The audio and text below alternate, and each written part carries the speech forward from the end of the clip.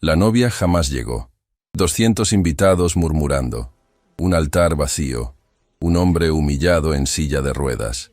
Y entonces miró a la empleada que servía agua y le susurró: «Por favor, finge ser mi novia hoy». La música nupcial llevaba demasiado rato sonando en bucle. Demasiado. El cuarteto de cuerda no se atrevía a parar. Nadie había tenido el coraje de hacerles la señal, y el chirrido del violín se repetía sobre las sillas blancas como un reloj descompuesto. Sebastián Vega Montenegro lo escuchaba todo desde el centro del altar. Cada compás, cada carraspeo nervioso, cada murmullo que se extendía por el jardín como humo entre los 200 invitados que habían venido a verlo casarse. Apretó los brazos de su silla de ruedas hasta que los nudillos se le pusieron blancos. Hacía ya bastante que la novia debería haber entrado. El camino empedrado seguía vacío. La alfombra recién planchada sobre el césped del jardín de la Villa Magnolia seguía sin huellas. El arco floral, más alto que un hombre, sostenía rosas blancas que ya empezaban a marchitarse bajo el sol de la costa. Renata Aldana Sotomayor no aparecía, y por la cara que traía Tomás Herreras y Fuentes acercándose por el costado, ya no aparecería nunca. Tomás era su abogado de toda la vida, el único hombre en el mundo en quien Sebastián confiaba con los ojos cerrados. Se inclinó por detrás de la silla con un celular en la mano y la cara pálida como una sábana. «Sebastián, hijo», murmuró, tan cerca que sus palabras casi le rozaron el oído. «Tienes que escuchar esto, pero te pido que respires antes». Sebastián tomó el aparato con un pulso que él mismo no se reconoció. Apretó el botón. La voz que salió de la pequeña bocina no era la voz dulce que él había aprendido a querer durante el último año y medio. Era una voz que él no había escuchado nunca antes en aquella mujer. Hueca, fría, terriblemente educada. «Sebastián, no puedo hacerlo. No me esperes en el altar. Lo intenté, te lo juro que lo intenté. Pero al despertar, hoy lo entendí. Yo no nací para empujar una silla por el resto de mi vida. No soy esa mujer. Y tú no mereces a alguien que te diga que sí mintiendo. Adiós». El mensaje se cortó. El silencio cayó sobre los hombros de Sebastián con el peso de una piedra de cantera. Detrás de él, el cuarteto de cuerda seguía tocando. «Diles que paren», pidió Sebastián, sin reconocerse la voz. Tomás levantó la mano. El violinista entendió. La música murió de golpe. Y entonces, sin la música, el murmullo de los invitados creció hasta volverse insoportable. Era como si todos hubieran estado esperando ese silencio para empezar a hablar. «¿Qué pasó? Lo dejaron. Pobre hombre. Yo se lo dije a mi marido. Esa muchacha nunca...». Las palabras llegaban a Sebastián por todos los costados, atravesando el jardín como flechas. Pobre. Esa palabra. La palabra que había aprendido a odiar más que ninguna otra. La palabra que la gente había empezado a usar al mirarlo desde aquella tarde, años atrás, cuando un camión sin frenos lo había dejado sentado en esa silla para siempre. Él, que había construido la red Hoteles Vega Magnolia desde una sola posada heredada de su abuela Inés, multiplicándola por la costa entera hasta convertirla en un imperio. Él, que había firmado contratos de millones sin que le temblara el pulso. Él, que había aprendido a vivir desde una silla de ruedas con la espalda recta, sin pedirle nada a nadie. Él era ahora pobre hombre. Cerró los ojos un segundo. Cuando los abrió, la vio. Camila Rosales Mendoza estaba de pie al borde del jardín, junto a una mesa de aperitivos, con una bandeja de copas de agua en las manos. Estaba muy quieta. Demasiado quieta para alguien que acababa de escuchar aquel mensaje rebotar entre los invitados como una piedra en una iglesia. Trabajaba en la Villa Magnolia desde hacía algunos años. La conocía de vista. Una mujer joven, callada, que pasaba por los pasillos como si no quisiera molestar al aire. Y sin embargo, era la única persona en aquella casa que jamás lo había mirado con lástima. Cuando Sebastián volvió de la clínica de rehabilitación después del accidente, todo el personal de la villa había aprendido el mismo gesto: bajar la mirada, sonreír con esa sonrisa apretada que la gente bien intencionada le pone a los enfermos. Todos, menos ella. Camila lo miraba a los ojos. Le decía: «Buenos días, señor Vega», como si él siguiera siendo un hombre y no un caso. Le acomodaba la taza de café siempre en el mismo lugar exacto donde su mano podía tomarla sin estirarse. Le cambiaba las flores marchitas del estudio sin que él tuviera que pedirlo. Pequeños gestos, tan pequeños que él mismo no se había dado cuenta de que los había aprendido de memoria. Hay personas que pasan toda la vida cerca de uno sin que uno las mire. Y un día, son las únicas que siguen ahí cuando todo lo demás se cae. Camila estaba al borde del jardín, con la bandeja de copas, y lo miraba. No con lástima, con algo más antiguo, con algo parecido a entender. «Tomás», dijo Sebastián sin apartar los ojos de ella. «Ven aquí». El abogado se inclinó otra vez. «Necesito a esa mujer aquí, ahora, sin escándalo. Trae a Camila, la del servicio. La que sirve el café por la mañana». Tomás no preguntó. En toda una vida de servirle a aquella familia, había aprendido a no preguntar nunca cuando el patrón hablaba con esa voz. Caminó por el costado de las sillas, esquivando miradas que ahora ya no disimulaban nada, y se acercó a Camila. Habló con ella unos pocos segundos. Sebastián vio cómo a ella se le abría la boca por la sorpresa, cómo bajaba la bandeja sobre la mesa con un cuidado que no correspondía al momento, cómo se secaba las manos en el delantal con un temblor mínimo que solo alguien que la conociera podría haber notado. Y entonces caminó hacia él. El murmullo del público bajó, subió, volvió a bajar. Algunos invitados se pararon de las sillas para ver mejor. Don Augusto Aldana Esquivel, padre de la novia ausente, se cruzó de brazos a un costado del jardín con la cara endurecida como un mármol. Doña Mercedes Olivares, la gobernanta jefe de la villa, se quedó paralizada en la fila del personal con un pañuelo a medio camino del ojo. Camila llegó frente a la silla de ruedas. No se sentó, no se inclinó. Quedó de pie, recta, con las manos cruzadas adelante, esperando. Sebastián levantó una mano y con una calma que no sentía por dentro, la posó sobre la mano de ella. El público entero contuvo el aire. «Camila», dijo él, en voz tan baja que solo ella pudo escucharlo. «Te voy a pedir algo imposible. Lo voy a pedir como hombre, no como tu patrón. Si dices que no, mañana sigues en tu trabajo, te subo el sueldo y nadie sabrá nunca lo que te pedí. Te lo prometo por la memoria de mi abuela. Pero si dices que sí, vas a salvarme la vida». Ella no se movió, solo lo miraba. «Finge ser mi prometida. Hoy, solo hoy, que toda esta gente piense que la novia que se fue era un error, una confusión, y que tú eres con quien yo iba a casarme realmente. No tienes que firmar nada, no tienes que casarte. Solo tomar mi mano frente a ellos hasta que el último invitado se marche del jardín. Te lo suplico, Camila». Vio cómo a ella se le humedecían los ojos. No supo si era de espanto, de pena o de furia. Esperó, y entonces, desde el costado del jardín, la voz de don Augusto cortó el aire como un cuchillo de cocina. «Esto es una farsa», gritó, caminando hacia el altar con pasos largos. «Esa mujer es una empleada de la casa. Yo la he visto pasar el trapo por el suelo de este mismo salón. Sebastián, por amor de Dios, no te humilles más de lo que ya te humillaron». Doña Mercedes soltó una exclamación ahogada. Una invitada de las primeras filas, una señora mayor con un collar de perlas, se llevó la mano al pecho. Otro invitado, un hombre de la junta directiva de Hoteles Vega Magnolia, se levantó de la silla con la cara descompuesta. Un fotógrafo, que había estado guardando la cámara, volvió a sacarla. Las cabezas se voltearon todas a la vez como un campo de girasoles. Camila no apartó la mano. Se enderezó, despacio, mirando primero a Sebastián, después al hombre que gritaba su condición desde el otro lado del jardín. Y entonces, para sorpresa de todos los presentes, incluyendo a Sebastián, que esperaba verla salir corriendo con la bandeja en la mano, ella habló, con voz tranquila, tan tranquila que el jardín entero la escuchó sin que ella tuviera que alzarla. «Mi nombre es Camila Rosales Mendoza», hizo una pausa, sosteniendo la mirada de don Augusto. «Y si el señor Vega me eligió a mí en este momento, soy yo quien tiene que responderle. No usted, señor». Un murmullo recorrió las sillas como una ráfaga de viento. «Una empleada de la casa», repitió don Augusto, con esa risa corta que la gente educada usa para ofender sin parecer grosera. «Una camarista. ¿Sabe usted quién es la familia de la que está hablando, muchacha?» «Sé exactamente quién es», contestó Camila.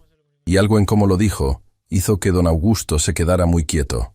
Algo en los ojos de ella, algo en la forma en que pronunció esas 4 palabras, hizo que aquel hombre poderoso, con su porte de patriarca y su acento de salones de mármol, perdiera el color por un segundo.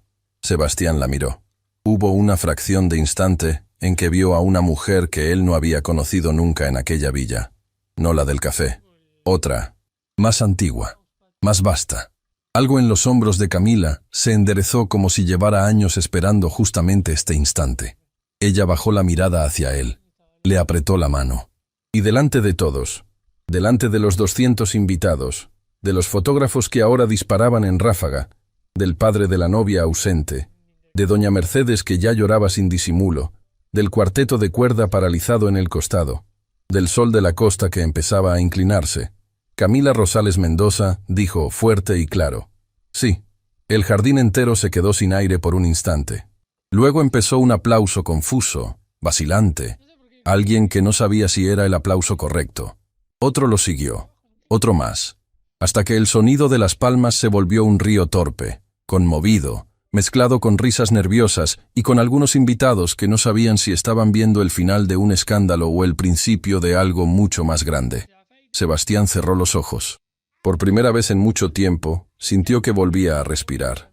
Le apretó la mano a Camila como un náufrago que toca tierra después de horas de mar abierto. Y entonces, mientras los fotógrafos seguían disparando y los invitados, todavía aturdidos, empezaban a aplaudir más fuerte, Camila se inclinó hacia su oído.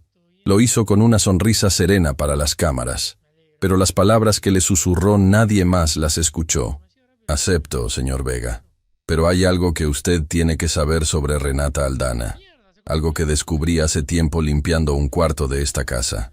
Algo por lo cual ella jamás iba a llegar al altar de hoy, ni iba a llegar al altar de ningún otro día con usted. Cuando se entere, va a desear haberse casado con ella sin saberlo nunca. Sebastián abrió los ojos. La sonrisa de Camila no se borró ni un segundo, pero la mirada de ella tampoco apartaba la suya. Y mientras los aplausos crecían, mientras don Augusto giraba sobre los talones y abandonaba el jardín a paso firme, mientras Tomás se mordía el labio sin entender qué acababa de pasar exactamente delante de sus ojos, Sebastián entendió por primera vez en aquel día interminable que el altar vacío no era el final de nada. Era apenas el principio. El último invitado salió del jardín de la Villa Magnolia, cuando el sol ya empezaba a inclinarse sobre los techos de tejas rojas. Sebastián lo vio marcharse desde la ventana del estudio, con el medallón de plata de su abuela apretado entre los dedos. Era una costumbre vieja, hombre. Cada vez que sentía que el suelo se le movía bajo los pies, sacaba el medallón del bolsillo y apretaba el grabado en la palma de la mano, hasta que el dibujo dejaba una marca pequeña en la piel. Era el modo que él tenía de recordarse a sí mismo que seguía vivo. Detrás de él, Tomás Herrera Cifuentes terminaba de cerrar la puerta con 2 vueltas de llave. Despedí al cuarteto, despedí al cura, despedí al fotógrafo, dijo el abogado, con esa voz suya de hombre cansado que ya no se sorprende con nada. Mañana va a estar en todos los noticieros de la costa. Mañana al mediodía, te lo aseguro. En algún portal van a tener una foto de esa muchacha tomándote la mano frente al altar. Ya lo sé. No, Sebastián. No lo sabes. Tomás dejó caer el portafolio sobre el escritorio. Mañana en la junta directiva, alguien va a usar este escándalo para pedir tu reemplazo. Y va a tener la mitad de los votos. Sebastián no respondió. Seguía mirando por la ventana. En el jardín, las sillas blancas habían quedado tiradas como si una tormenta hubiera pasado por ahí. Los empleados las recogían en silencio. Y al fondo, junto a la puerta lateral del salón de servicio, estaba Camila, de pie, con las manos cruzadas adelante, esperando que la llamaran. Llevaba esperando un buen rato, sin moverse, sin preguntar, sin ir a buscar nada que comer ni nada que tomar, solo de pie, con la espalda recta y la mirada baja, como una mujer que sabe esperar. «Hazla pasar», dijo Sebastián. Tomás dudó. «Sebastián, tú sabes perfectamente lo que esta mujer dijo en el jardín. Algo que descubrió limpiando un cuarto de esta casa. Necesito estar presente cuando hablemos de eso. Como abogado tuyo, no puedo permitir que... Hazla pasar sola». «Sebastián». «Sola, Tomás». El abogado apretó la mandíbula. Pero conocía a aquel hombre desde la época en que Sebastián era un muchacho flaco que estudiaba contabilidad en los libros heredados de su abuela. Sabía cuándo discutir y cuándo callar. Recogió el portafolio, abrió la puerta del estudio y se fue. Sus pasos se alejaron por el pasillo con un eco hueco. Camila entró un momento después. Cerró la puerta detrás de sí con el cuidado de quien lleva años aprendiendo a no hacer ruido en habitaciones ajenas. Caminó hasta el centro del estudio. Se detuvo a una distancia exacta, ni demasiado cerca ni demasiado lejos, y solo entonces levantó la mirada. Sebastián giró la silla de ruedas hasta quedar frente a ella. Por un instante ninguno de los dos dijo nada. La luz de la tarde caía oblicua sobre el escritorio, recortando una sombra larga del medallón sobre los papeles. Afuera, alguien arrastraba una silla por el césped. «Siéntate, por favor», dijo él. Ella negó con la cabeza. «Despacio.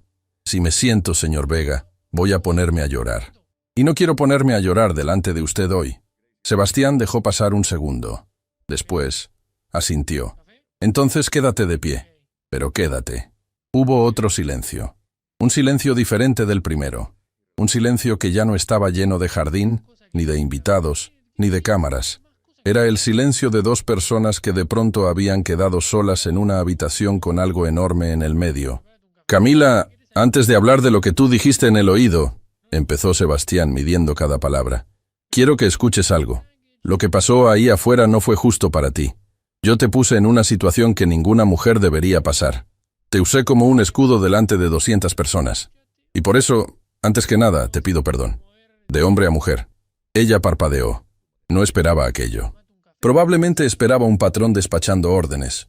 Probablemente esperaba un sobre con dinero sobre el escritorio. Probablemente esperaba que le dijeran exactamente cuántos días tenía que seguir mintiendo y cuándo podría volver a su uniforme. No esperaba un perdón. «Señor Vega, Sebastián, aquí, dentro de esta habitación, soy Sebastián». Ella tragó. Apretó las manos una contra la otra. Pero no le tembló la voz cuando habló. «No tiene que pedirme perdón. Yo dije que sí porque quise. Nadie me obligó a nada. Y eso es importante que usted lo sepa, antes que cualquier otra cosa. Yo no soy una mujer que diga que sí por miedo. Lo dije porque, mientras usted me hablaba, vi en sus ojos algo que ya había visto antes en otra persona». «¿En quién?». Ella desvió la mirada hacia la ventana. «En mi marido. La noche antes de que muriera en aquella fábrica». Sebastián sintió que algo se le movía adentro del pecho. Eso no estaba en ningún reporte de empleados. Él jamás había mirado las fichas del personal de su casa. Para él, hasta hoy, Camila había sido una sombra discreta entre los muebles. «Pensé que era una muchacha soltera». «Sí, casi todos lo piensan. Una sonrisa pequeña, sin amargura. Llevo años de viuda. Mi esposo trabajaba en una mueblería que se llamaba Maderas del Litoral. Una máquina vieja que no tenía mantenimiento. Hubo un accidente. Él alcanzó a apartar a un compañero más joven que estaba con él. Por eso me lo trajeron como héroe. Por eso me firmaron una pensión miserable. Porque era héroe muerto, no obrero muerto». Le tembló la voz por primera vez. La controló enseguida. «Mi madre está enferma del corazón hace mucho tiempo. Mi hermana menor va al colegio todavía y quiere ser médica. Yo soy la única persona que trae plata a esa casa. Por eso, cuando usted me ofreció el puesto en la villa hace algunos años, no le pregunté el sueldo. Acepté». Sebastián cerró los ojos un instante. Recordaba el día. Doña Mercedes Olivares se la había recomendado. «Una muchacha tranquila», había dicho la gobernanta. «Una muchacha que no va a darnos dolores de cabeza». Y él había firmado el contrato sin levantar la cabeza de los papeles. «Camila, ¿por qué nunca te quejaste? Yo aumenté el sueldo del personal 2 veces desde que llegaste, pero tú nunca pediste un peso más, ninguna licencia extra, nada, porque no estaba ahí para quejarme, señor Sebastián. Estaba ahí para sostener mi casa. Y porque además, esta villa fue lo único parecido a un descanso que tuve en muchos años».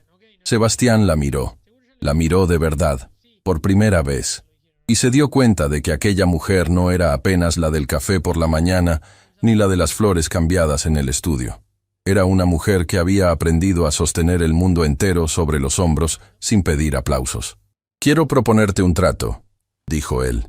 Ella levantó la mirada otra vez. «Mañana al mediodía, mi junta directiva va a intentar usar este escándalo para sacarme del control de Hoteles Vega Magnolia.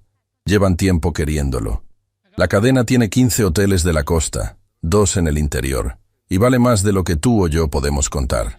Si me derrumban a mí, derrumban también el trabajo de mi abuela Inés, que está internada en el Hospital San Lázaro, y cuyo corazón no soporta otro disgusto. Hizo una pausa para tomar aire. Hablar de su abuela todavía le costaba físicamente. La única manera de pararlos es que yo tenga lo que un patrón llama estabilidad personal.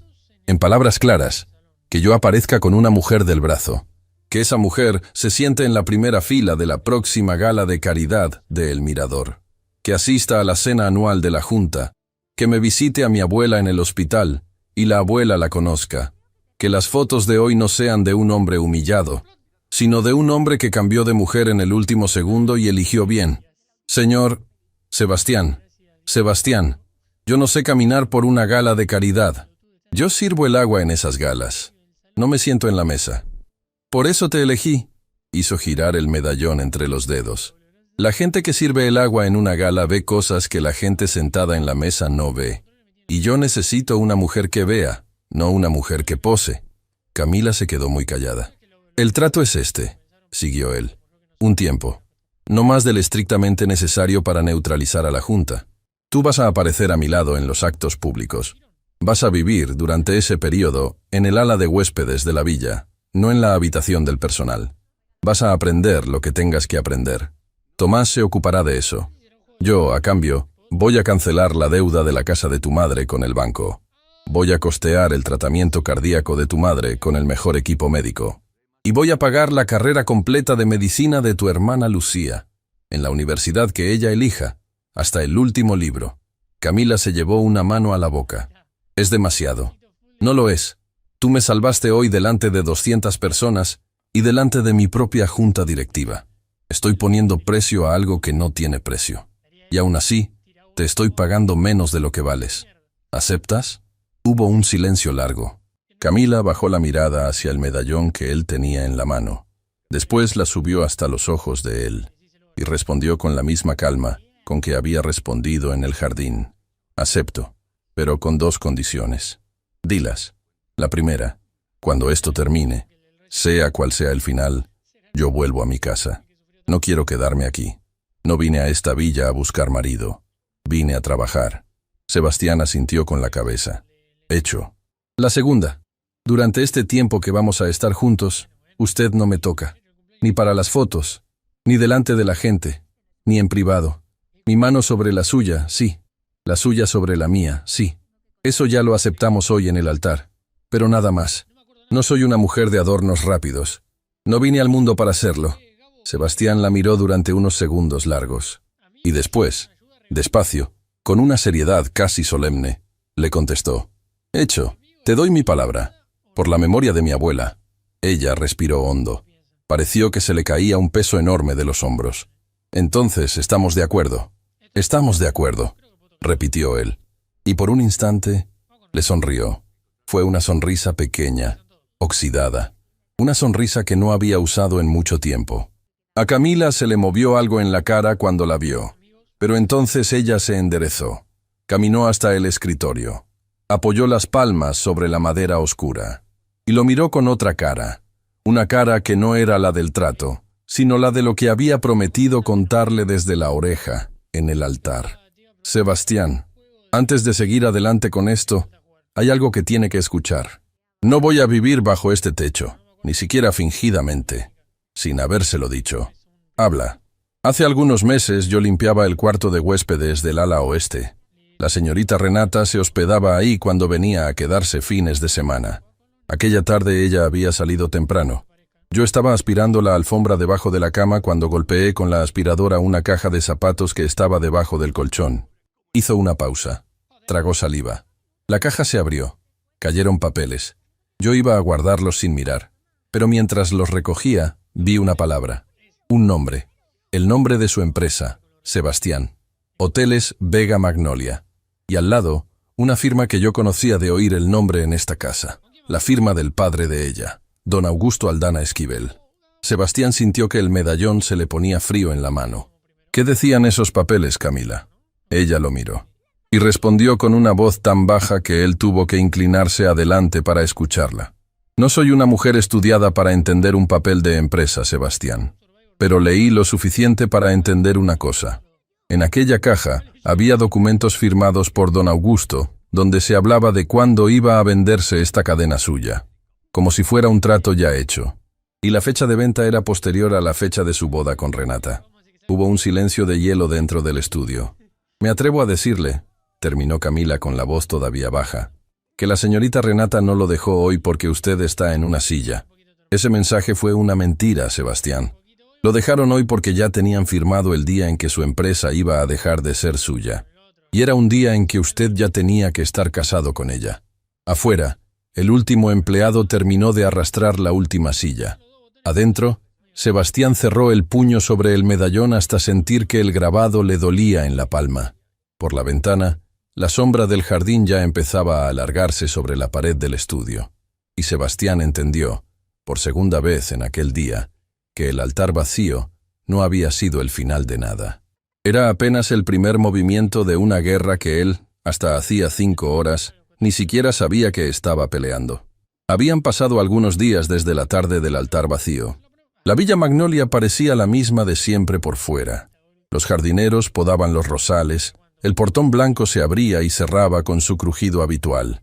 Las cortinas del comedor principal se sacudían con la brisa del mar, pero por dentro algo se había desplazado, como cuando un cuadro queda torcido en la pared y nadie lo nota hasta que la luz cambia de hora y la sombra revela la inclinación.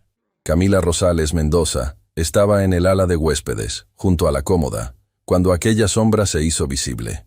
Tenía el cuaderno de su madre entre las manos. Era un cuaderno gastado, encuadernado en cuero oscuro, con las puntas dobladas por los años de manoseo. Su madre lo había llenado de recetas, de poemas escritos a lápiz, de listas de compras de los meses en que la plata alcanzaba apenas para frijoles y tortilla. Camila lo abrió por la última página. La contratapa estaba forrada de papel marrón. Pasó la yema del dedo por una costura disimulada. Adentro, plegados con una paciencia que no se aprende en ninguna escuela, estaban los papeles que ella había encontrado meses atrás bajo el colchón de Renata Aldana Sotomayor.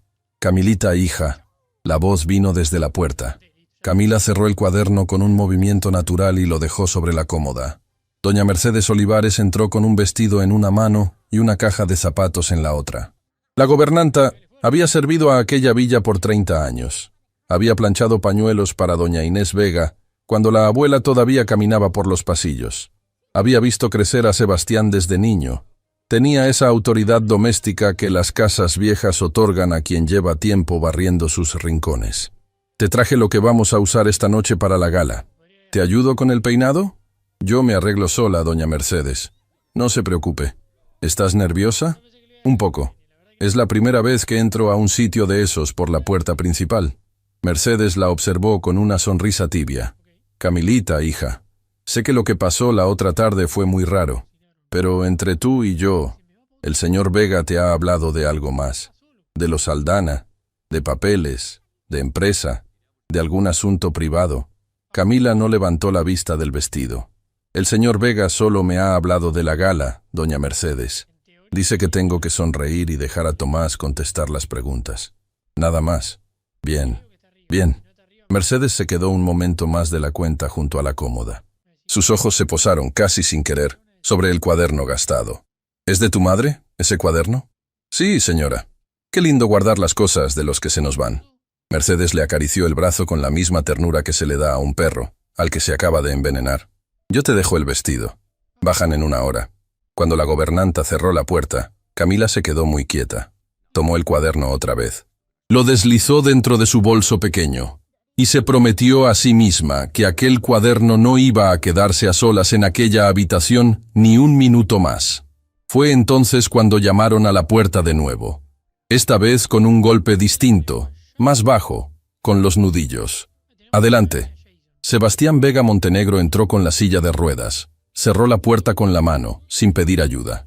Llevaba el medallón de plata fuera del bolsillo, apretado contra la palma. Camila, dijo, con una voz baja que no era la voz del patrón. Antes de que bajemos esta noche, quiero que me cuentes una cosa más. Cuando hallaste aquellos papeles hace meses, ¿por qué no viniste directamente a mí? Ella lo miró largamente, y entonces le contó. Le contó que había bajado las escaleras del ala oeste con los papeles temblando bajo el delantal, que había encontrado a doña Mercedes en la lavandería, que le había dicho, palabra por palabra, lo que vio, que Mercedes la había mirado con esa misma sonrisa tibia que acababa de mostrarle hacía un momento, y que le había contestado, la señorita Renata es de la familia, Camilita. No te metas en lo que no te concierne. Y olvídate de esos papeles. Quien anda metiéndose en cuartos ajenos, después no encuentra trabajo en ninguna casa de la costa. Sebastián cerró los ojos, tan despacio que casi no se notó. Cuando los abrió, el medallón le había dejado una marca roja en la palma de la mano. Mercedes lleva 30 años con nosotros, dijo, casi para sí mismo. Mi abuela la llamaba hija cuando la veía. Por eso, Sebastián, yo guardé los papeles. No tenía cómo probar nada. No tenía a quién contarle. Lo único que podía hacer era esperar. Y rezar para que llegara el día en que alguien me preguntara. Sebastián tomó aire profundo. Hoy alguien te preguntó. Hoy alguien me preguntó. Bajaron poco después. Tomás Herreras y Fuentes los esperaba al volante. El camino al centro de convenciones. El mirador subía la colina entre palmeras inclinadas por el viento del mar. Adentro del coche, nadie habló por un buen rato. En algún momento, Camila notó que el medallón se le estaba escurriendo del bolsillo a Sebastián. Estiró la mano y, sin pedir permiso, lo acomodó. Él la miró. Ella le sostuvo la mirada un instante. No fue un gesto de novios. Fue un gesto de hermana, de madre, de algo más antiguo que un hombre y una mujer en un coche. Tomás los miró por el espejo retrovisor y apretó el volante. El mirador apareció en lo alto, con sus columnas blancas iluminadas. Las cámaras se amontonaban en la entrada principal. Tomás bajó el vidrio del coche. La rampa para silla de ruedas está al costado, dijo el guardia sin levantar la vista. Por la puerta de servicio. Sebastián se mantuvo en silencio. Camila apretó los labios. Una rampa mal hecha es como una palabra mal dicha. Revela a quien la construyó. Y aquella rampa, en una sala donde una entrada costaba lo que ganaba una familia en medio año, llevaba directamente a la puerta del servicio. Como si un hombre en silla y un mesero con bandeja fueran la misma cosa. Mercedes le había dicho a Camila que entrara por la puerta principal, que se dejara fotografiar sola, brevemente, antes de entrar. Camila no lo hizo. Caminó al costado de Sebastián hasta la puerta de servicio. Cruzó por la cocina del mirador con él, entre meseros que la miraron sin decir nada, y entre cocineros que bajaron la cabeza. Llegaron al salón principal por el costado, juntos. Adentro, las luces eran tibias. Las copas tintineaban. Don Augusto Aldana Esquivel estaba al fondo, junto a una columna, con su esposa doña Beatriz Aldana del Solar, una mujer alta y silenciosa, que llevaba años aprendiendo a mirar sin decir. Renata no estaba. Camila la buscó con los ojos. No la encontró en ninguna mesa. Don Augusto, en cambio, alzó la copa hacia ella con una sonrisa que era todo menos cordial. Sebastián la fue presentando una por una. Mi prometida, Camila Rosales. Algunos le tendieron la mano con frialdad educada, otros con curiosidad genuina. Camila contestaba con palabras simples. No intentó imitar el acento elegante de aquella sala. No pidió disculpas por el suyo. Habló como hablaba siempre. Y entonces, junto a una mesa lateral, una mujer de edad avanzada con un collar de perlas la tomó del brazo. Mi nombre es Esperanza Vergara de Castaños. Yo conocí a Inés Vega cuando éramos jóvenes. Su voz tembló un instante. Le habría gustado conocerla a usted, querida. Y créame, no se lo digo a cualquiera. Camila bajó la mirada y le besó la mano a la anciana. Fue un gesto antiguo, casi olvidado, pero salido del alma. Doña Esperanza tuvo que sacar el pañuelo del bolso. Varias señoras de la mesa miraron la escena en silencio. Algo se movió en aquel salón aquella noche. Algo que ninguna foto iba a poder capturar, pero que todas las matronas presentes sintieron. Camila no era una intrusa, era otra cosa. Algo que les recordaba a sus propias madres, a sus propias abuelas. Algo verdadero en una sala llena de cosas pulidas. Don Augusto lo notó. Y por eso, antes del postre, se acercó a Camila y le pidió una palabra a solas en el balcón. Salieron al balcón. La brisa del mar movía las plantas en macetas. Augusto se apoyó en la balaustrada de mármol con elegancia estudiada. «Querida, no le voy a hacer perder tiempo. Sé el nombre de su madre, doña Tránsito Mendoza.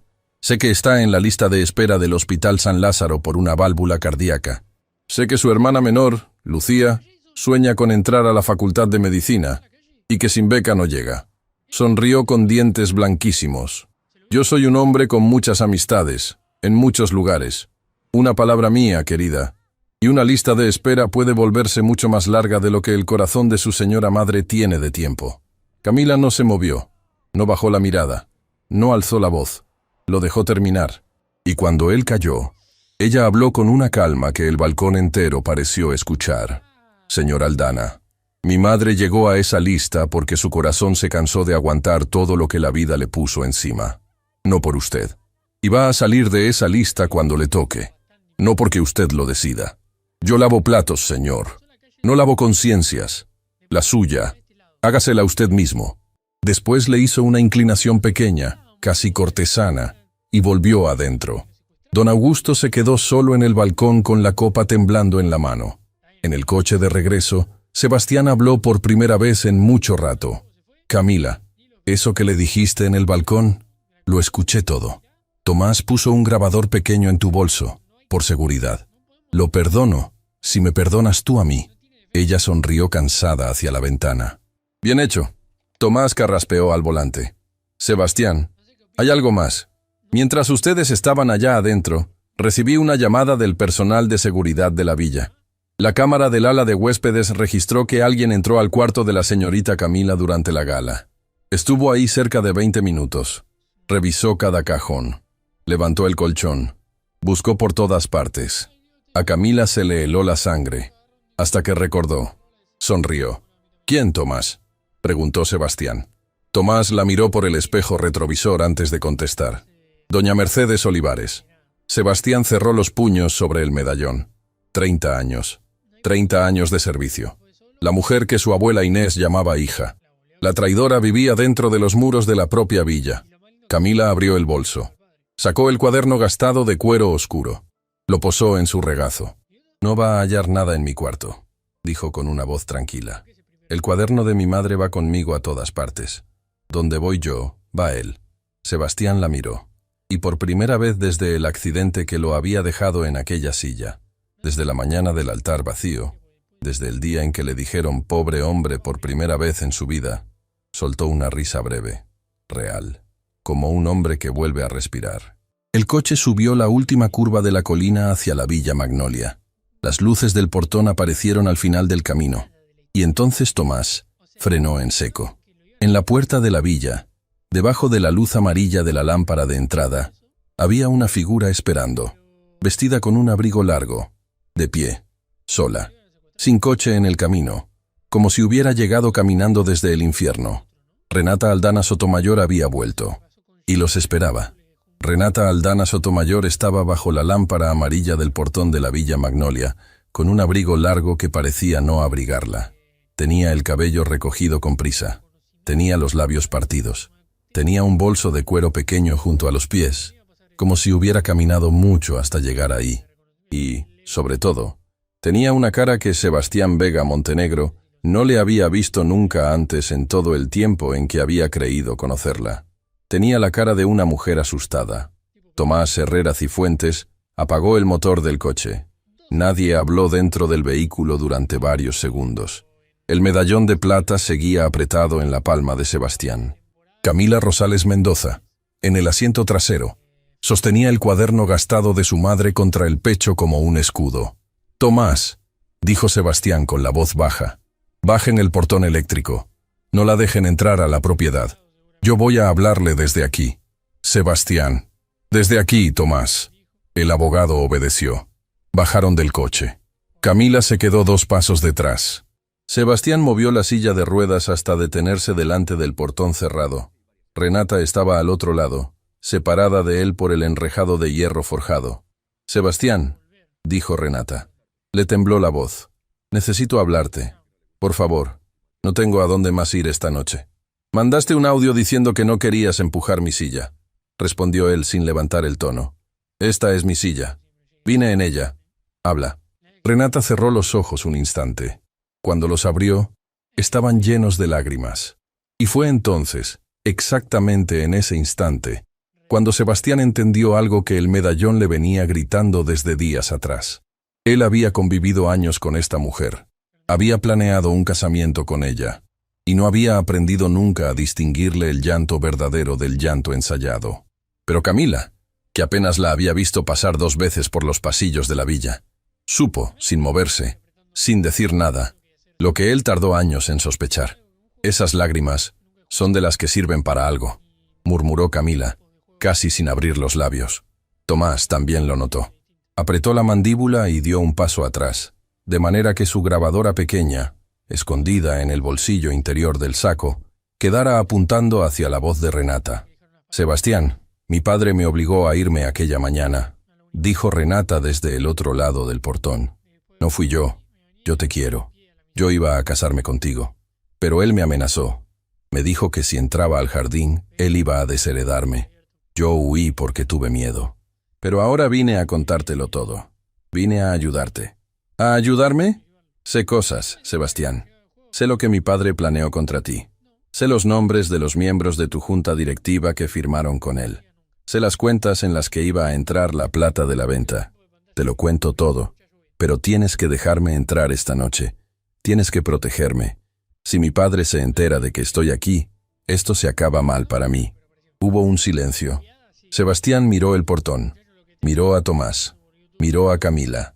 Y entonces, con una calma que él mismo no se reconoció, le habló a Renata por última vez de aquel modo.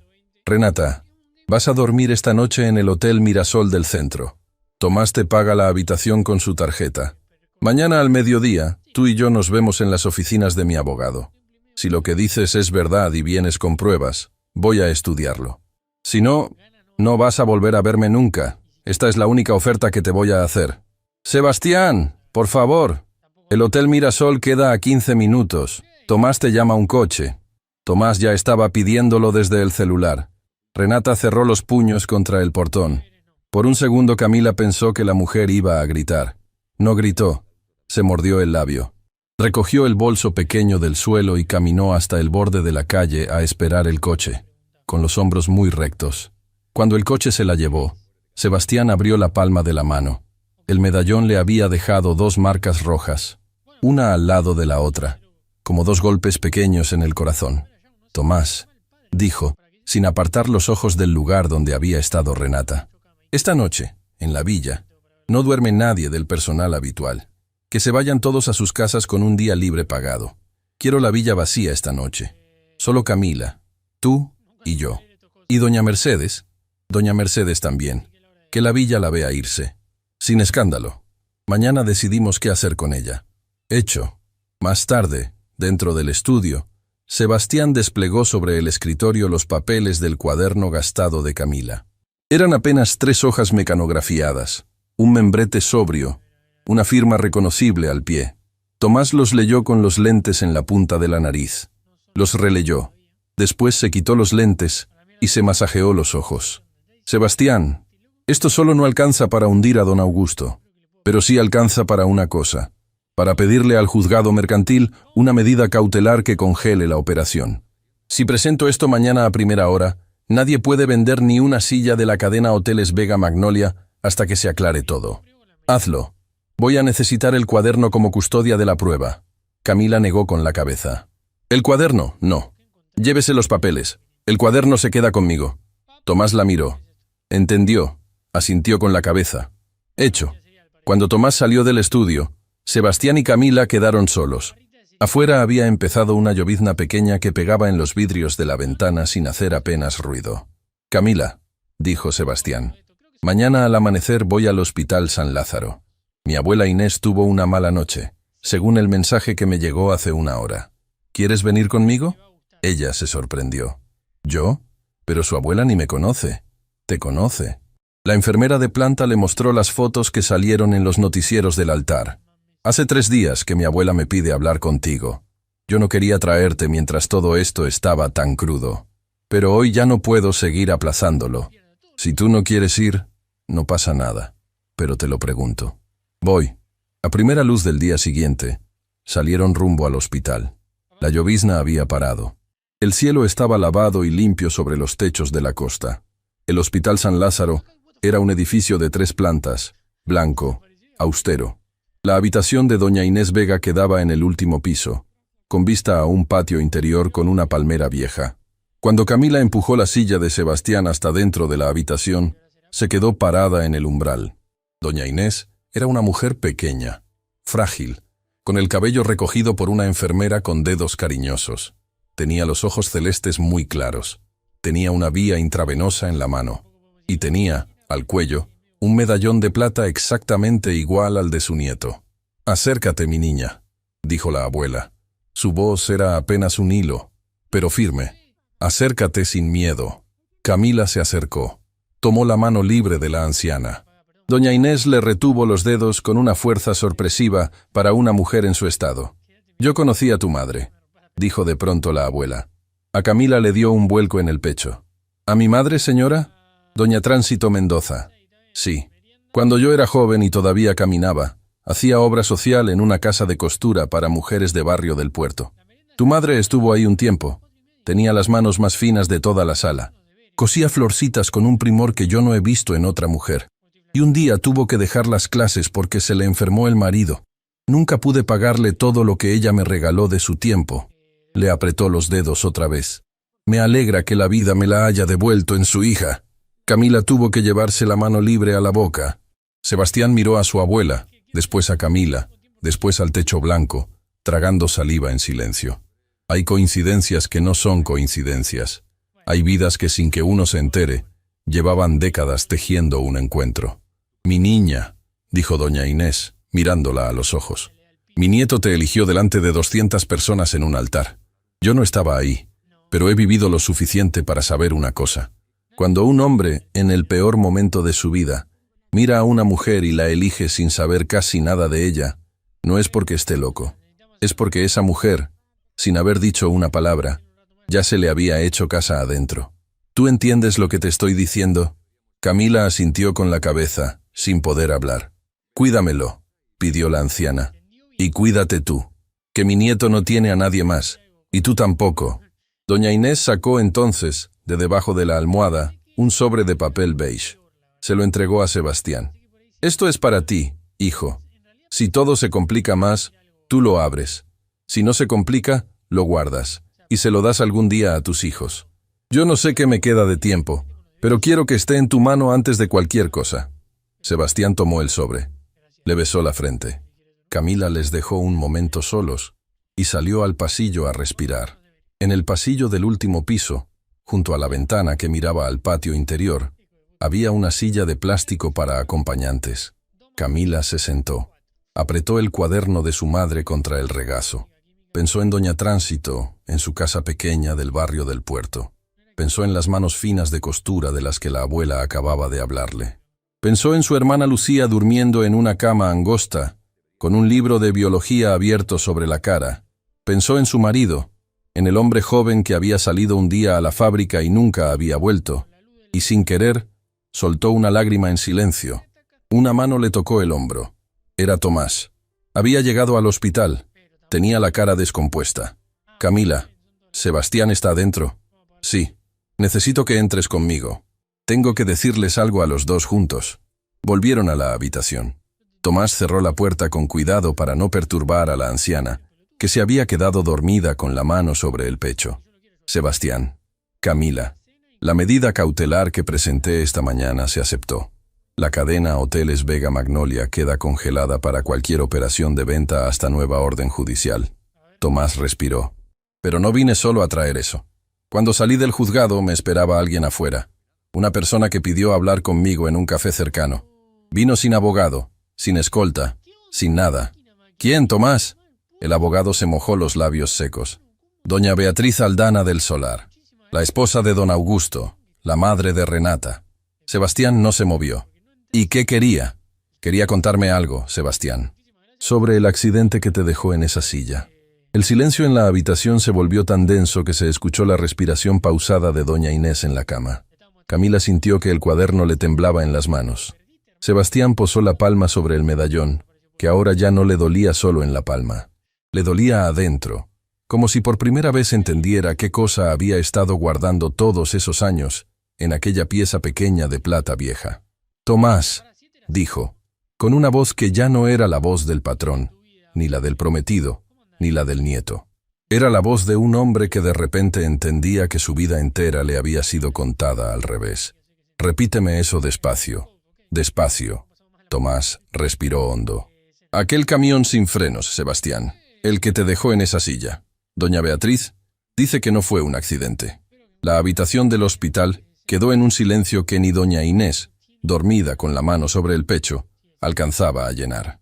Sebastián Vega Montenegro miraba a Tomás Herrera Cifuentes como un hombre mira a otro hombre que acaba de encender un fósforo dentro de una habitación llena de papel viejo. «Repítelo, Tomás», murmuró, pero más despacio.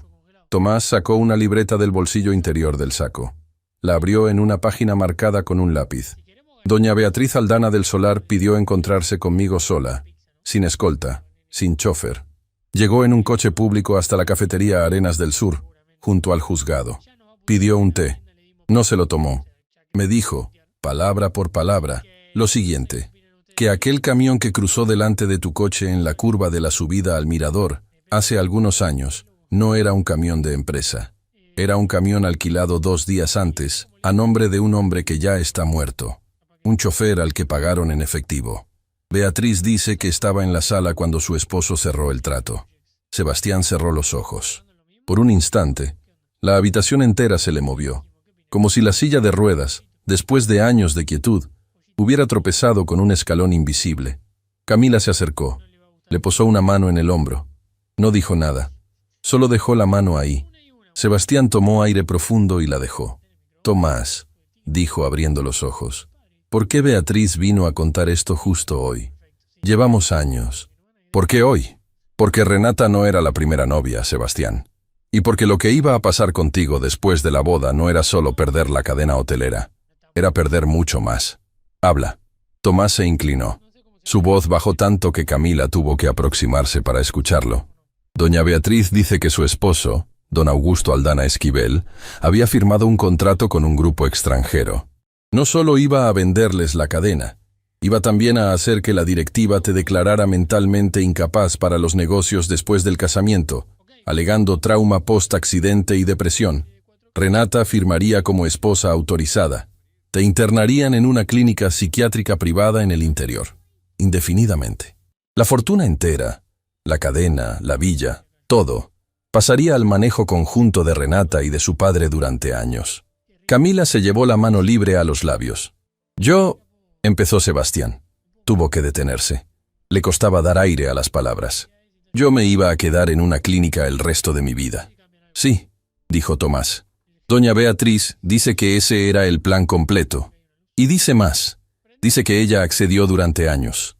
Que se calló. Que se hizo la que no escuchaba en su propia casa.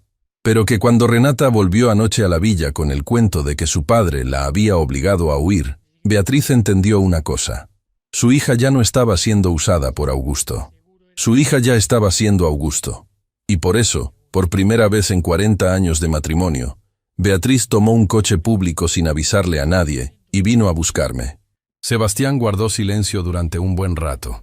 Después, despacio, sacó del bolsillo el sobre beige que su abuela le había entregado minutos antes. Lo apretó entre los dedos.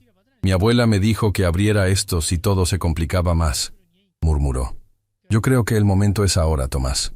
Camila quiso retirarse. Sebastián levantó la mano libre y le pidió, con un gesto, que se quedara. Abrió el sobre. Adentro había 2 hojas escritas a mano, con la letra trabajosa de doña Inés. Sebastián las leyó en silencio. Se le humedecieron los ojos. Pasó la primera hoja. Pasó la segunda. Cuando terminó, dobló las hojas con un cuidado casi religioso y se las entregó a Tomás. «Léelas tú», en voz baja. «Yo no puedo decirlas». Tomás las leyó. Cuando terminó, miró a Sebastián con una expresión que Camila no le había visto nunca en la cara. «Tu abuela», dijo Tomás, «sabía. Lo sabía hace años, Sebastián. Lo sabía desde unos meses después del accidente. Por eso te puso a estudiar Derecho Mercantil, Por eso te hizo poner el patrimonio de la cadena bajo una estructura que solo tú puedes desbloquear.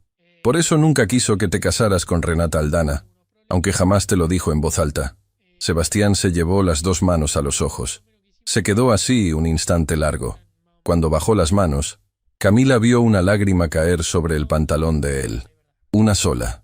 Sebastián, que había soportado el altar vacío sin un quejido público, lloraba ahora en silencio por la mujer pequeña que dormía en aquella cama de hospital.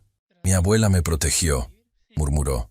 «Mi abuela me protegió todos estos años, sin decirme, para no quitarme el sueño, para que yo siguiera siendo un hombre, y no un asustado». Camila se arrodilló junto a la silla de ruedas. Sin pedir permiso, le tomó las dos manos. Se las besó una, después la otra, como su madre Tránsito le había enseñado a besar las manos de los abuelos en su barrio del puerto. Sebastián cerró los ojos. Doña Inés, en la cama, suspiró sin despertar, como si en algún rincón del sueño profundo en que estaba, hubiera sentido la escena.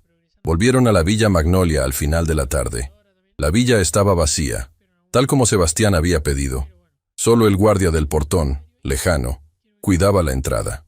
Doña Mercedes Olivares se había ido por la mañana con su día libre pagado, sin sospechar nada.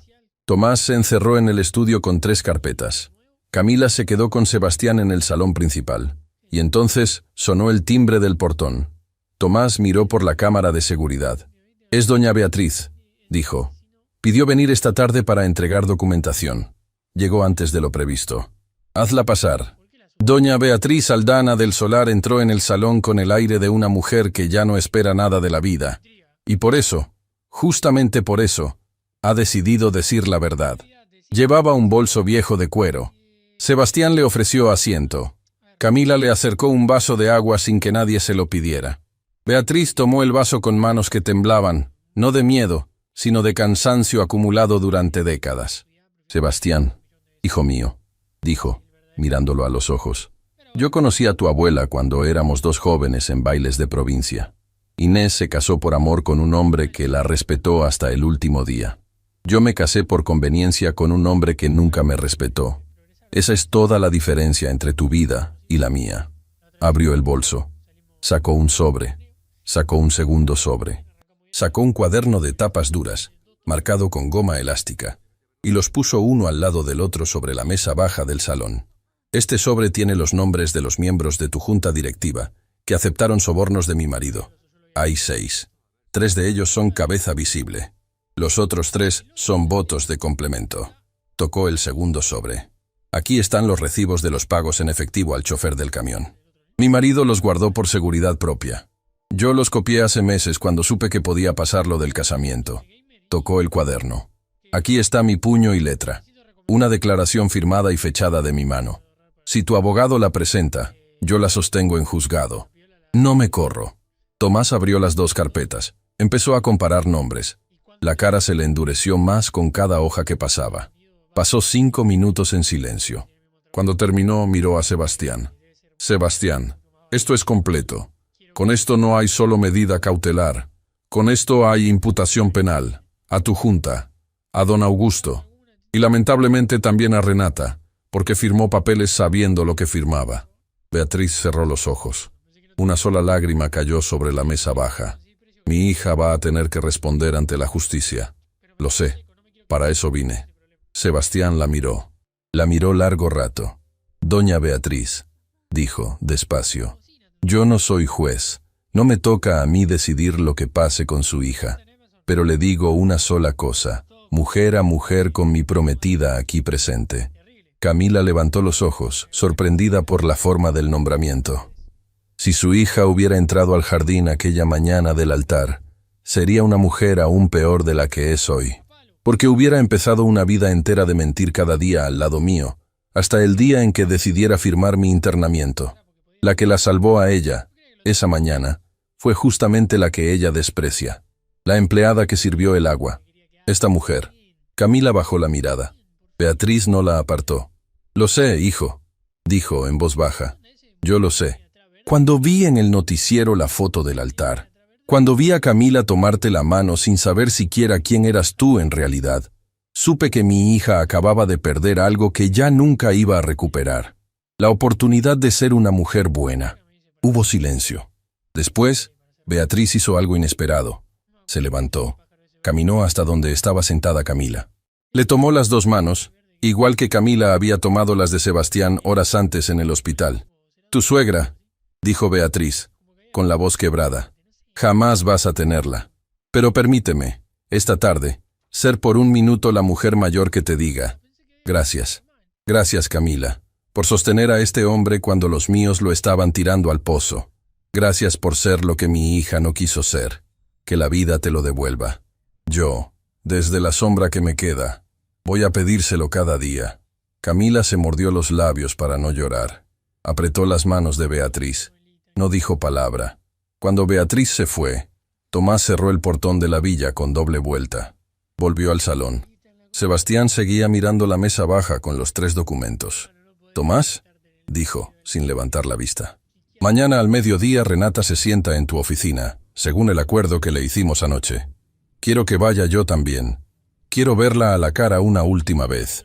Quiero que sepa que su madre vino antes que ella. Sebastián, no es necesario que vayas tú. Yo puedo... Voy yo. Y Camila viene conmigo». Camila levantó la mirada sorprendida. «¿Yo, Sebastián? Esa reunión es entre ustedes.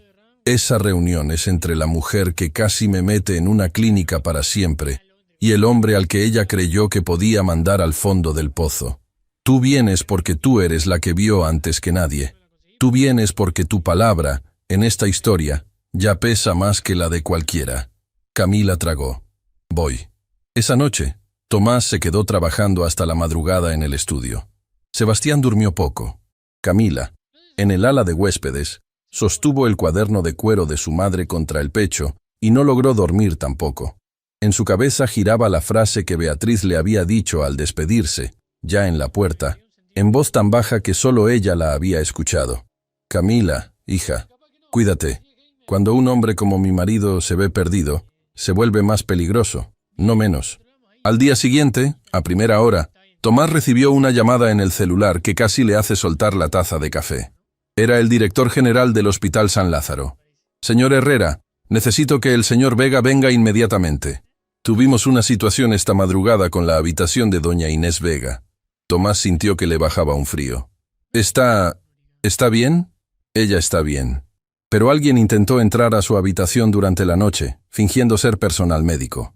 La enfermera de turno lo descubrió a tiempo. Llamamos a la policía. El hombre escapó. Pero dejó algo, señor Herrera. Dejó algo en la mesa de luz de doña Inés». «¿Qué dejó?».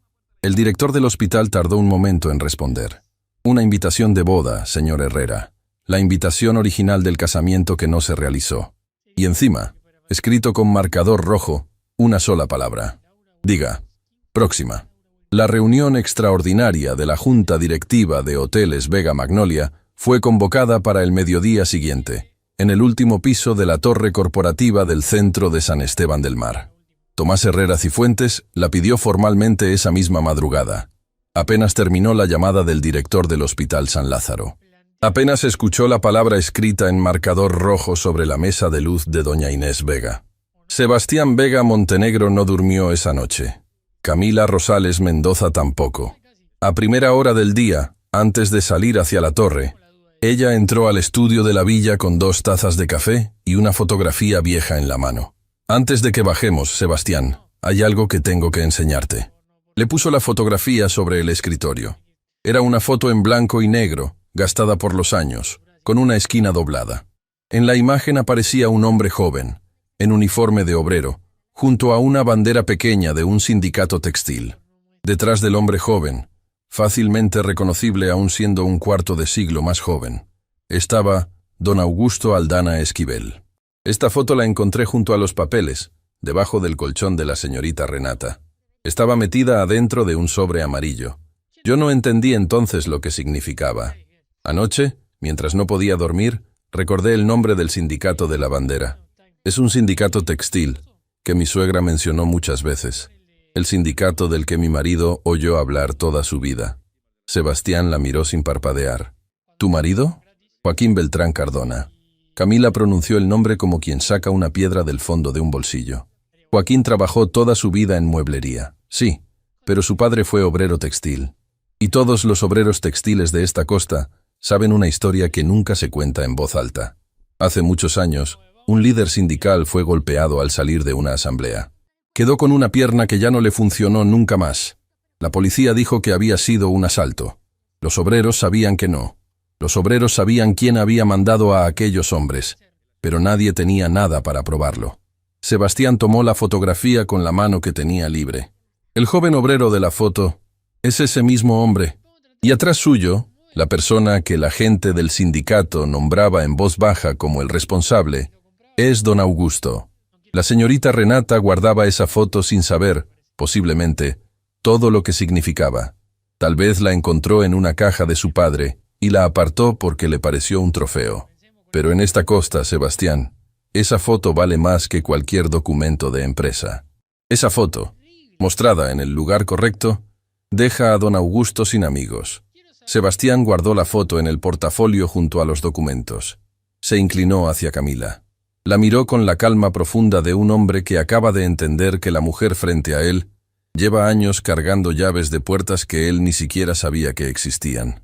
Camila, cuando esto termine, sea como sea, yo necesito decirte algo importante. Pero hoy no es el día. Hoy vamos a la torre. Después hablamos. Después hablamos. La sala de juntas de Hoteles Vega Magnolia tenía una mesa larga de madera oscura que llevaba 30 años recibiendo decisiones. Los miembros de la junta llegaron uno a uno con la prisa fingida de quien finge no saber nada. Don Augusto Aldana Esquivel llegó último, acompañado de su hija Renata. Los dos venían sin abogado. Era una decisión calculada. Augusto seguía creyendo, hasta ese mediodía, que controlaba el tablero. Sebastián entró rodando la silla por la rampa lateral, con Tomás a su izquierda y Camila a su derecha. Camila no se sentó al fondo. Se sentó al lado del puesto de Sebastián, en el lugar de las acompañantes oficiales. Don Augusto la miró y sonrió con esa sonrisa pequeña que la gente educada usa para ofender. «Querida», dijo, antes de que la reunión empezara, «veo que hoy no nos sirve usted el agua. Suba de nivel, suba de nivel». Hubo una risita corta entre dos miembros de la junta. Camila no se inmutó. Tomás abrió el portafolio. Sacó las dos carpetas. Sacó el cuaderno escrito a mano. Sacó la fotografía. Y los puso, uno por uno, sobre la mesa larga. Doña Esperanza Vergara de Castaños, miembro honoraria del Consejo desde la época de doña Inés Vega, se inclinó hacia adelante en el extremo de la mesa. Era una mujer mayor, de palabra escasa y respetada por todos los presentes. Había aceptado venir esa mañana cuando Tomás la llamó al amanecer. Sebastián habló sin levantar la voz. No la levantó ni una sola vez en los siguientes 20 minutos. Hoy esta junta tiene 3 puntos en el orden del día. Lectura de la medida cautelar emitida ayer por el juzgado mercantil congelando cualquier operación de venta de la cadena. Lectura de los nombres de los 6 miembros de esta junta que recibieron pagos en efectivo de don Augusto Aldana para preparar mi destitución por presunta incapacidad mental, basada en el accidente que me dejó en esta silla, con vistas a una internación clínica indefinida posterior a mi casamiento. Y finalmente, lectura de la declaración firmada por doña Beatriz Aldana del Solar, esposa del señor Aldana, que entregó ayer documentación completa y se comprometió a sostener su declaración en juzgado. La sala entera se quedó sin aire. Don Augusto se puso de pie tan despacio que pareció que las piernas le pesaban toneladas. «Esto es una calumnia indignante». «Don Augusto», dijo Tomás, con la voz neutra que solo los abogados que ya ganaron usan al hablarle a los abogados que ya perdieron, «le sugiero que se siente. Antes de continuar, vamos a pasar al anexo de la prueba». Tomás colocó la fotografía en el centro de la mesa. Doña Esperanza Vergara se ajustó los lentes. Se inclinó. Miró la foto durante un largo momento. Cuando levantó los ojos, los tenía húmedos. «Esta cara», dijo, mirando directamente a Augusto. «Yo la conozco. Mi hermano fue obrero textil en este puerto, señor Aldana. Yo crecí escuchando un nombre en mi casa que nunca se decía en voz alta. Hoy, por fin, después de muchos años, le pongo cara a ese nombre». 3 miembros de la junta empujaron sus sillas hacia atrás, alejándose físicamente de Augusto. Era un gesto pequeño. Pero todos en aquella sala sabían que un gesto pequeño, en una mesa de poder, vale más que un grito. Renata Aldana Sotomayor se mordió los labios. Empezó a hablar. Yo voy a contar mi parte. Yo voy a colaborar. Yo no sabía... Señorita Aldana, cortó Tomás sin mirarla. Su parte la cuenta usted en la fiscalía. Aquí, en esta junta, hoy, no se le ha dado la palabra. Renata se dejó caer en la silla. Por primera vez en su vida adulta, parecía una mujer pequeña. Sebastián levantó una mano. Pidió la palabra final. Camila lo miró. Él, en cambio, miró a Camila.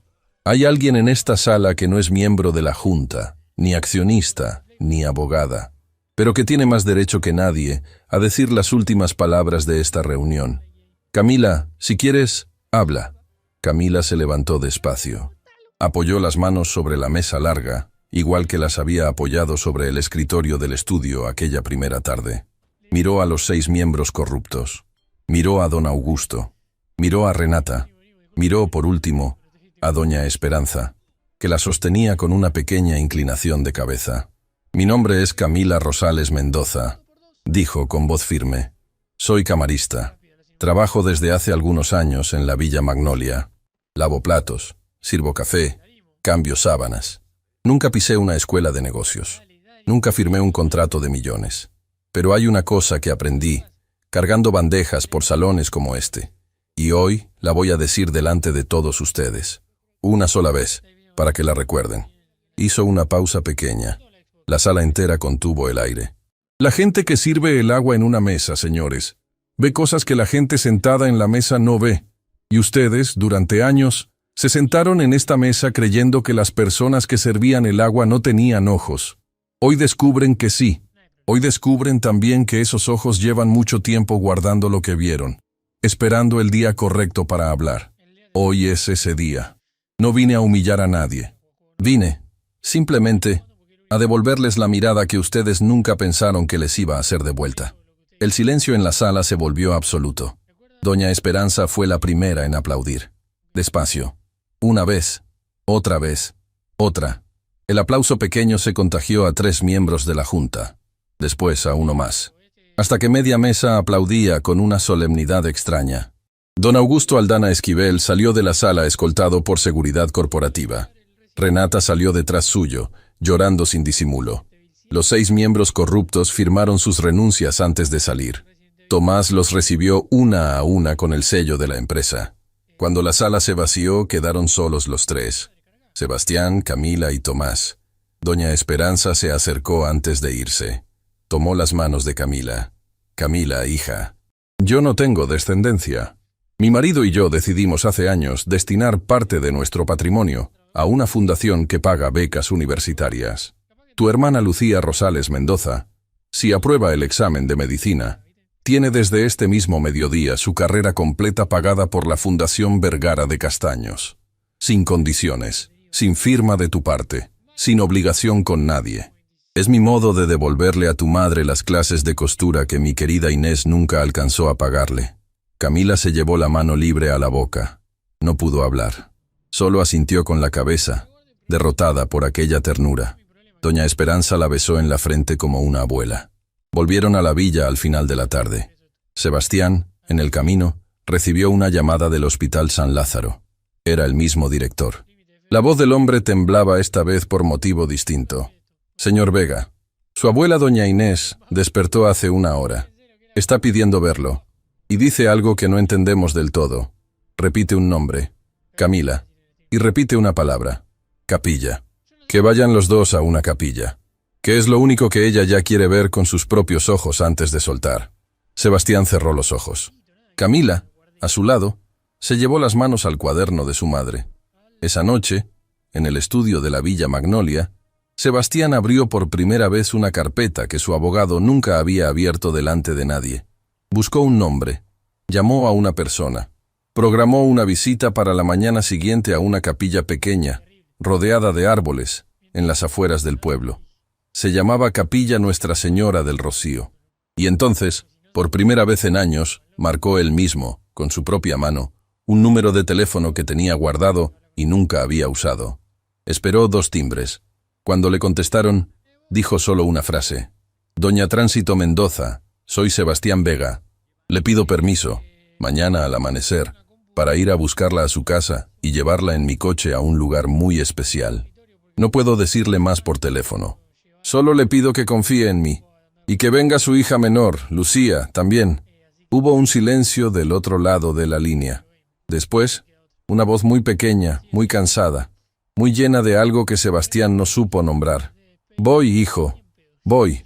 El amanecer en la costa llegó pálido, como si el cielo también supiera que aquel día iba a ser distinto. Sebastián Vega Montenegro salió de la Villa Magnolia con Tomás Herrera Cifuentes al volante. El medallón de plata de su abuela Inés iba en el bolsillo del pecho, encima del corazón. Pasaron a buscar a doña Tránsito Mendoza por la casa pequeña del barrio del Puerto. La casa era humilde. La fachada estaba descascarada por la sal del mar. Tránsito esperaba en la puerta con un chal sobre los hombros, apoyada en el brazo de Lucía Rosales Mendoza.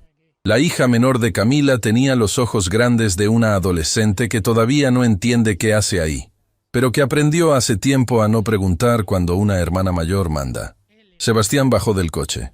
Caminó con la silla hasta donde estaba la madre. Le tomó las dos manos y le dijo, sin preámbulo, lo que había ensayado durante toda la noche. Doña Tránsito, hace muchos años, mi abuela Inés Vega le pagó a usted unas clases de costura con menos plata de la que su tiempo valía. Hoy yo vengo a llevarla a usted a un lugar donde mi abuela quiere pedirle perdón por aquella deuda. Y donde además, su hija mayor va a casarse conmigo en una capilla pequeña de las afueras, si ella todavía me acepta. Tránsito lo miró.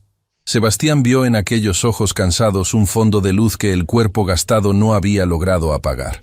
Hijo, dijo ella despacio, si Camila te aceptó delante de 200 personas sin saber siquiera quién eras, te aceptará hoy con todas las luces prendidas. Vamos. En la villa, mientras tanto, doña Mercedes Olivares fue recibida en el estudio. Llegó pensando que volvía a un trabajo que llevaba 30 años ejerciendo. Al entrar, encontró a Camila sentada en el sillón principal, con el cuaderno gastado de cuero apoyado sobre el regazo. Mercedes se quedó parada en el umbral.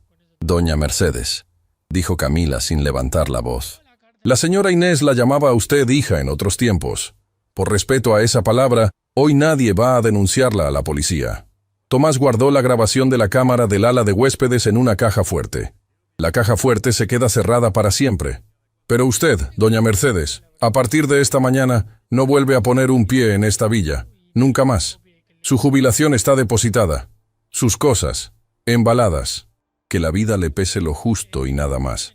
Mercedes abrió la boca, la cerró, bajó la cabeza y se retiró, escoltada por el guardia del portón, sin pronunciar palabra. Cuando el portón eléctrico se cerró tras ella, Camila respiró por primera vez en muchos meses, como si la villa entera fuera, ahora sí, una casa habitable. La capilla Nuestra Señora del Rocío estaba al final de un camino de tierra rodeado de algarrobos viejos. Era una construcción pequeña, de piedra clara, con un tejado de tejas rojas que el sol de la mañana empezaba a calentar. No había invitados, no había fotógrafos, no había junta directiva. Había, apenas, las personas que importaban. Doña Inés Vega llegó en una ambulancia del Hospital San Lázaro, autorizada por el director en persona, acompañada por la enfermera de cabecera. Bajaron una camilla con ruedas hasta la puerta de la capilla. La acomodaron junto al altar, levemente reclinada, para que la abuela pudiera ver. Tenía los ojos celestes muy claros, y aquella mañana, una lucidez serena que la enfermera le susurró a Sebastián que era posible que no volviera a tener. Camila entró sostenida del brazo izquierdo por su madre Tránsito y del brazo derecho por su hermana Lucía. Llevaba un vestido sencillo, ningún velo largo, ninguna corona, solo una ramita de jazmín del jardín de la villa, sostenida en la mano derecha. Se había peinado ella misma frente al espejo del ala de huéspedes, esa madrugada, con las manos firmes de una mujer que sabe que los días grandes no se delegan. Doña Tránsito caminó despacio, deteniéndose cada pocos pasos para tomar aire. Lucía, del otro lado, le sostenía el codo con una ternura que solo tienen las hermanas menores cuando entienden, de pronto, que la mayor también necesita ser cuidada. Sebastián las esperaba al pie del altar, en su silla. Tomás Herrera Cifuentes hacía las veces de testigo. Doña Esperanza Vergara de Castaños, sentada en el primer banco, hacía las veces de la familia ampliada que la vida les iba dando. Cuando Camila llegó al altar, doña Inés levantó la mano descarnada y le pidió un momento al sacerdote. «Espere, padre», dijo la abuela con voz quebrada pero clara. «Antes de que esta muchacha jure nada delante de Dios, su abuela en Cristo tiene que pedirle perdón a su madre delante de todos». Tránsito Mendoza se acercó a la camilla. Le tomó la mano a Inés. «No hay nada que perdonar, mi señora», murmuró Tránsito. «Aquellas clases me regalaron unas tardes felices en una vida en que las tardes felices fueron pocas». «Las hijas de uno», respondió Inés con un hilo de voz. «A veces se cruzan por caminos que las madres no podemos entender hasta el final. La suya y el mío se cruzaron. Que el mismo Dios que nos juntó tarde nos perdone a las dos por no habernos buscado antes». Las dos mujeres mayores se sostuvieron la mirada. Tránsito le besó la mano a Inés. Inés le besó la frente a Tránsito. Y solo entonces, el sacerdote pudo seguir. Sebastián tomó las manos de Camila. Le dijo sus votos despacio, mirándola a los ojos. Le dijo que la había elegido en el peor instante de su vida porque aquella mujer ya se le había hecho casa adentro sin que él lo supiera. Le dijo que la silla de ruedas era apenas un mueble, pero que ella era el techo. Le dijo que no le pedía sostenerlo a él, sino caminar a su lado. Que aquellas piernas que le faltaban a él las prestaban juntos los pasos de ella. Camila respondió con una calma que conmovió a la enfermera, a Tomás, a Esperanza y al sacerdote. Le dijo a Sebastián que ella había aprendido, en los pasillos de aquella villa, que ser vista por un hombre vale más que ser deseada por todos los demás. Que ella no traía dote, ni apellido, ni patrimonio. Que traía solamente un cuaderno gastado de cuero oscuro, con poemas de su madre y recetas escritas a lápiz. Que aquel cuaderno, a partir de aquella mañana, sería de ellos dos. Cuando se besaron, no hubo aplausos. Hubo, apenas, el ruido pequeño del viento moviendo las ramas de los algarrobos y un sollozo contenido de Tránsito en el primer banco. Doña Inés Vega cerró los ojos despacio. La enfermera se acercó, alarmada. La abuela abrió los ojos otra vez. «Tranquila, mi niña», le dijo a la enfermera. «No me voy todavía, pero quería verlo, y lo vi. Ahora puedo descansar bien». Doña Inés vivió varias semanas más, en su habitación del Hospital San Lázaro, recibiendo cada tarde la visita de Camila, que le leía pasajes del cuaderno gastado de cuero. Tránsito Mendoza recibió un trasplante en una clínica privada que la Fundación Vergara cubrió por completo, y se recuperó lo suficiente para volver a sentarse al sol del patio de su casa pequeña, junto a la sal del mar, a coser florcitas para la nieta que no llegaría nunca, pero que ella seguía esperando con la paciencia de las madres antiguas. Lucía Rosales Mendoza pasó el examen de medicina con la mejor nota de su promoción. Don Augusto Aldana Esquivel fue procesado por la justicia. Doña Beatriz Aldana del Solar sostuvo su declaración hasta el final. Renata Aldana Sotomayor colaboró con la fiscalía y recibió una pena reducida, lejos de la costa, en una ciudad del interior donde nadie sabía su apellido. Beatriz le escribió una carta a Camila, una sola, en la que le agradecía haber sido lo que su hija no quiso ser, y le pidió que aquella carta, al ser leída, fuera quemada. Camila la leyó, la quemó. Hoteles Vega Magnolia se reorganizó con una junta nueva. Doña Esperanza Vergara aceptó ocupar el sillón honorario que dejó Inés. Sebastián volvió a firmar contratos sin que le temblara el pulso. Pero esta vez los firmaba con Camila al lado, en una oficina diseñada para que la silla de ruedas y la mujer caminando llegaran juntas a la misma altura del escritorio. Pasó un tiempo. Una mañana cualquiera, en el jardín de la Villa Magnolia, Sebastián ensayaba con un fisioterapeuta. Logró sostenerse de pie, apoyado en una barra paralela, durante unos pocos segundos. Camila lo miró desde la puerta del jardín, con la mano en el vientre que ya empezaba a curvarse muy levemente. No le dijo nada, solo le sonrió. Sebastián entendió. El medallón de plata de doña Inés terminó colgado al cuello de Camila el día en que la abuela cerró los ojos por última vez. Una de las cartas manuscritas de Inés decía, en su última línea, que esta plata vieja siga acompañando a la mujer que mi nieto tuvo el coraje de elegir cuando estaba más solo que nunca. El cuaderno gastado de cuero oscuro pasó, con el tiempo, a las manos de Lucía. Cuando Lucía se recibió de médica, lo guardó en su consultorio, sobre el escritorio. Una paciente le preguntó una vez, ¿qué cuaderno era ese, tan viejo? Lucía le respondió mirando hacia la ventana. Es el cuaderno de las mujeres de mi familia. Aquí adentro está escrito, sin que ninguna lo haya escrito a propósito, todo lo que yo soy. Y en una tarde tibia, al final de un camino de tierra rodeado de algarrobos, Sebastián Vega Montenegro empujó por primera vez, dando 2 pasos sostenido por Camila, el coche pequeño donde dormía una niña que tenía los ojos celestes muy claros de una bisabuela que ya no estaba, las manos finas de costura de una abuela que la esperó con paciencia, y el nombre, sencillo y firme, de la mujer que un día sirvió el agua en un jardín, y devolvió, a quien quiso humillarla, una mirada que el mundo entero nunca olvidó. La niña se llamaba Inés. Y el viento del mar, esa tarde, parecía haber estado esperando ese nombre desde siempre.